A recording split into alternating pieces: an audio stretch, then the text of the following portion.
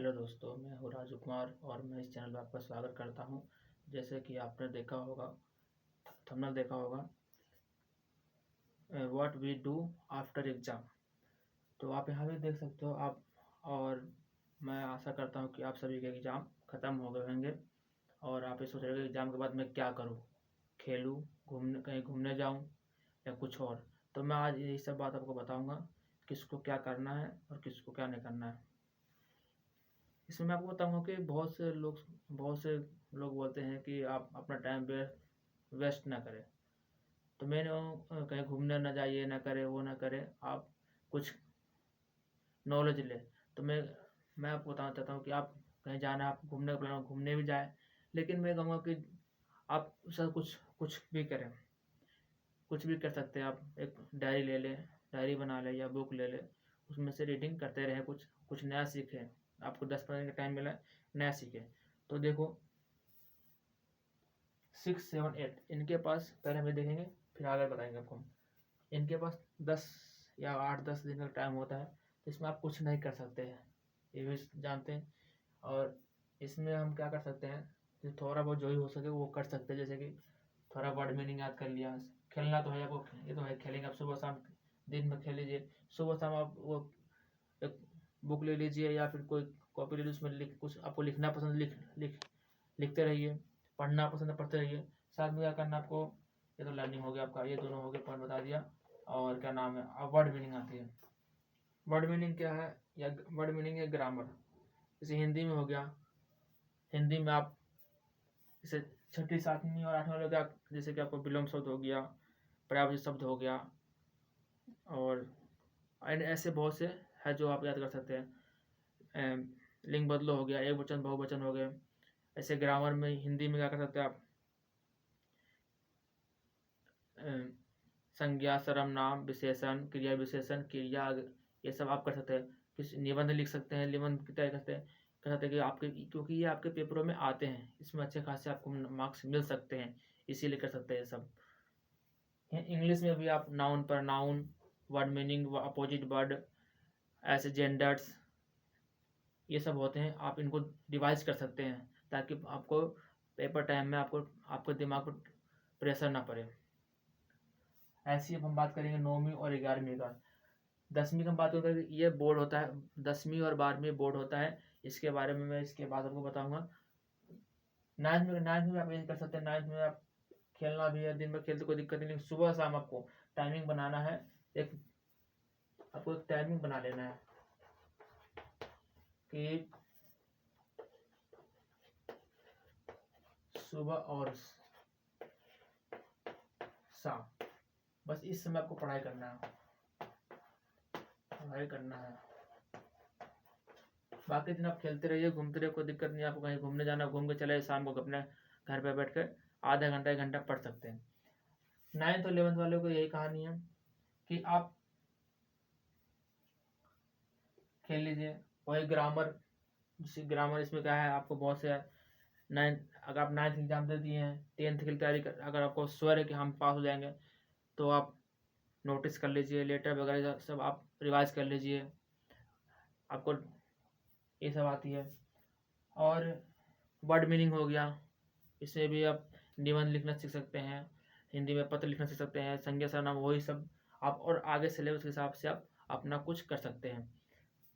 और अगर आपको श्योर है कि हाँ मैं 9th या 11th पास कर लूँगा, तो आप आगे चल के जो आपका सब्जेक्ट है उसकी 11th 12th और 10th के सिलेबस के बारे में जान सकते हैं और कुछ शुरू कर सकते हैं आप पेपर देने के बाद ही। तो 10 दिन 15 दिन आपको फालतू टाइम मिल सकता है। अगर आपका सब्जेक्ट कोई वीक है कि हाँ, आप बहुत से बच्चों को साइंस और मैथ में बहुत दिक्कत होता है, तो आप साइंस और मैथ 10-15 दिन टाइम में से फार्मूला याद कर लीजिए। जो आपको चैप्टर नहीं आता उसको, जिसमें डर लग रहा है उसको रिवाइज कर लीजिए। अब हम नेक्स्ट बात करेंगे 10th और 12th के, क्योंकि बोर्ड एग्जाम होते हैं, इसके बारे में थोड़ा विस्तार बताऊंगा। तो जगह सीरीज को अगले पार्ट में बताऊंगा।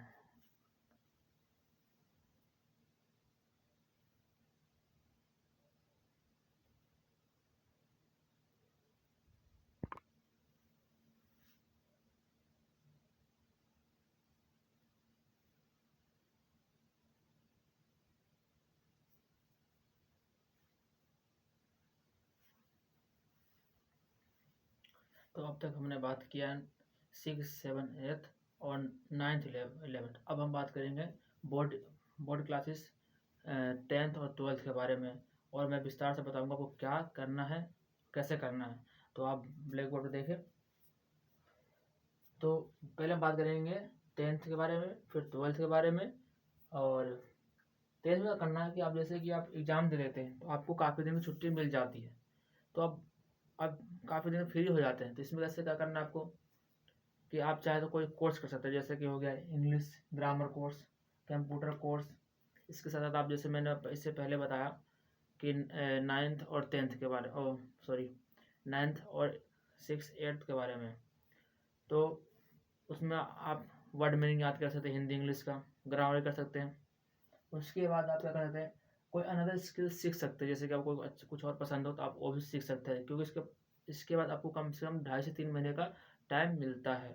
और बाद में अगर आपका रिजल्ट आ जाता है, तो उसके बाद तो क्या करना है, आप जो आपको सब्जेक्ट पसंद हो, आप मान लीजिए आप पास हो गए, जैसे कि आपका अच्छे नंबर आ गए तो आप तो अच्छे सब्जेक्ट लेंगे, इसमें कोई दो राय नहीं है।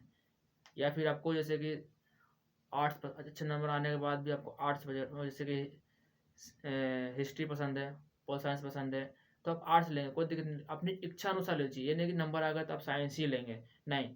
अगर आपका इंटरेस्ट हिस्ट्री में है, पॉलिटी में है, ज्योग्राफी में है, तो आप आर्ट्स ले।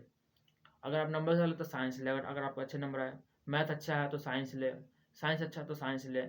आप कॉमर्स भी ले सकते हैं। इसके बाद आपको यही डिसाइड करना होता है कि यही आप 11th में डिसाइड कर लेंगे आप क्या लेना है।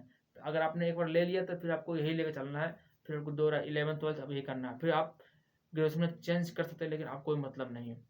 तो 11th में आपका क्या था, डिसाइडेड पॉइंट होता है। आप यहाँ से क्या ले सकते हैं, आर्ट्स, यहाँ लेता हूँ, आप यहाँ से आर्ट्स ले सकते हैं, कॉमर्स, साइंस, आप ये 3 स्ट्रीम ले सकते हैं। कई बच्चे सोचते हैं कि जैसे कि नंबर आ गया, उनके अच्छे खासे नंबर आ गया और वो साइंस लेते हैं, लेकिन उनको साइंस में इंटरेस्ट नहीं रहता है। तो ऐसा भी ना करना कि आप किसी की कहावे में आकर आप साइंस ले लिया और आपको साइंस पढ़ने में अच्छा नहीं, ऐसा नहीं करना। आपको जहाँ रुचि हो आप वो सब्जेक्ट ले, जिससे आप अच्छे से समझ सके और अच्छे से पढ़ सकते हैं। जैसे मान लो कोई बच्चे का 10वीं के बाद कुछ नहीं करना, 11th में नाम नहीं लिखाना, उनको जॉब की तैयारी करना है, तो उनके लिए भी ऑप्शंस है। आप जॉब की तैयारी कर सकते हैं, जैसे कि एसएससी में एमटीएस मल्टीटास्क की सर्विस होता है।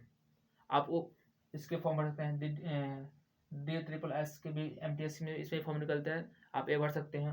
और कोई अनदर जॉब हो वो भी कर सकते हैं। इसके अलावा आपको स्किल में अगर स्किल सीखना है तो ITI हो गया, पॉलिटेक्निक हो गया, ये भी आप कर सकते हैं। तो ये हुई 10वीं की बात। अब हम करते हैं 12वीं की बात। 12वीं में क्या करना है, यहाँ भी आप इंग्लिश कोर्स या कंप्यूटर कोर्स कर सकते हैं अपनी रुचि के अनुसार, अगर आपकी इच्छा है तो कर सकते हैं। फिर यहाँ भी आप ITI और पॉलिटेक्निक में कर सकते हैं, जैसे कि आपको स्किल सीखना है, आपको ग्रेजुएशन नहीं करना है, तो आप यहाँ से कर सकते हैं। ये तो आप 10वीं बेस आप कर सकते हैं, ठीक है। और उसके बाद आप इसमें भी कोई ना कोई स्किल अपना चाहे तो सीख सकते हैं, या कुछ भी सीखना हो वो भी सीख सकते हैं। फिर उसके बाद अगर आपका रिजल्ट आ जाता है आफ्टर रिजल्ट, तो इसमें आपको जो होता है जॉब फॉर्म भरने का, सरकारी जॉब में, इसमें एक ऑप्शन आपको बढ़ जाता है। क्या होता है, यहाँ पे क्या था, सिर्फ MTS था, और यहाँ पे SSC में MTS और CHS भर सकते हैं। जो ये 12वीं लेवल पर होता है, ये 10वीं लेवल पर होता है, 12वीं लेवल पर होता है। आप पुलिस के एग्जाम भर सकते हैं, और भी कोई एग्जाम हो जो 12वीं लेवल पर निकलता हो वो भी आप भर सकते हैं। फिर उसके बाद आप चाहे तो ग्रेजुएशन कर सकते हैं, और या फिर आप डिप्लोमा भी कोई कर सकते हैं। आपको कोई डिप्लोमा करना हो, अगर ग्रेजुएशन नहीं करना है तो डिप्लोमा, जैसे साइंस वाले ज़्यादातर बच्चे बीटेक करते हैं, ऐसे कोर्स करते हैं।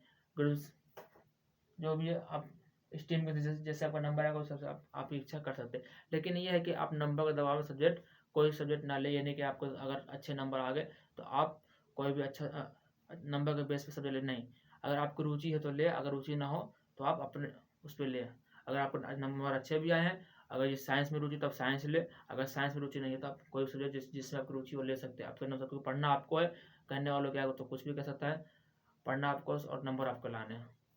तो आज के सेशन में यही था। आपको मुझे ये बताना था कि एग्जाम के बाद क्या करें। बहुत से बच्चे कन्फ्यूज रहते हैं, इसीलिए मैंने सोचा कि आज आपको ये बता दिया जाए। Thank you.